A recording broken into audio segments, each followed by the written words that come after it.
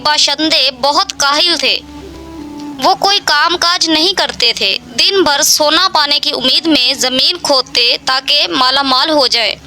बरसों तक वो इसी तरह ज़मीन खोदते रहे, लेकिन इन्हें कुछ ना मिल सका। यही वजह थी कि वहाँ के बाशिंदे बहुत परेशान रहते, क्योंकि वहाँ का बादशाह दौलत चाहता था और दौलत ना मिलने के सबब इसका मिजाज चिड़चिड़ा और गुस्सैला हो गया था। एक दिन वहाँ से एक नौजवान का गुजर हुआ जो बहुत हंसमुख और ज़हीन था। वो इसी रास्ते से गीत गाता जा रहा था जहाँ सोना हासिल करने के लिए लोग ज़मीन खोद रहे थे। जब इन लोगों ने देखा तो बोले, गाना मत गाओ, हमारा बादशाह बहुत गुस्से में है, वो तुम्हें कत्ल करवा देगा। नौजवान हंस कर बोला, मुझे इसकी परवाह नहीं है, लेकिन तुम मुझे अपने बादशाह के पास लेके चलो। लोगों ने ज़मीन की खुदाई बंद कर दी और इस आदमी को लेकर बादशाह के पास जाने लगे। रास्ते में उन्होंने इससे पूछा, तुम्हारा नाम क्या है? मजदूर। इस आदमी ने जवाब दिया। तुम गीत क्यों गा रहे थे? इसने जवाब दिया, क्योंकि मैं बहुत खुश हूँ।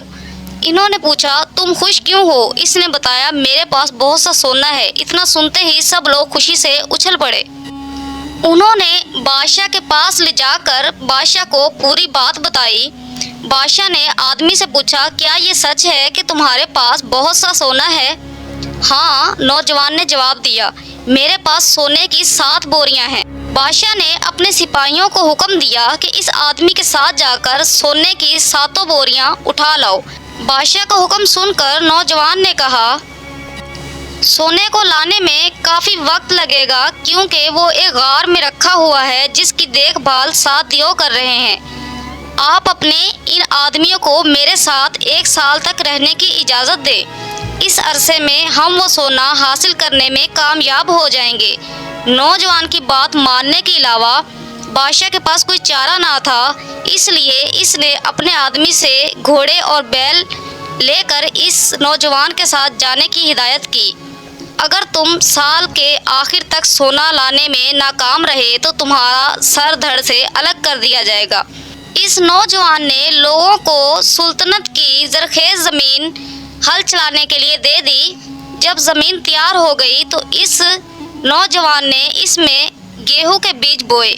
1 साल बाद फसल तैयार हो गई तो इसने इसकी कटाई करवाई, जिसके बाद इसके पास मनोगंदम जमा हो गई, जिसे घोड़ों पर लदवा कर बादशाह के सिपाहियों को साथ लेकर महल की तरफ रवाना हुआ। चलते चलते वो लोग ऐसे मुकाम पर पहुँचे जहाँ कहत पड़ा हुआ था। देखते ही देखते वहाँ के बाशिंदों ने वो सारा गेहूँ हाथों हाथ खरीद लिया। इसके बदले में इस नौजवान को सोने की 7 बोरियां मिल गई, जिन्हें लेकर वो बादशाह के दरबार में हाजिर हुआ। उसे देखकर बादशाह ने इससे पूछा, क्या तुम सोना ले आए हो? नौजवान ने मुस्कुराकर जवाब दिया, जी हाँ, मैंने गेहूं बेचकर सोना हासिल किया है। इसके मुलाजमों ने जब उसे पूरी कहानी सुनाई तो वो बहुत खुश हुआ, लेकिन उसे अपनी गलती का एहसास भी हुआ।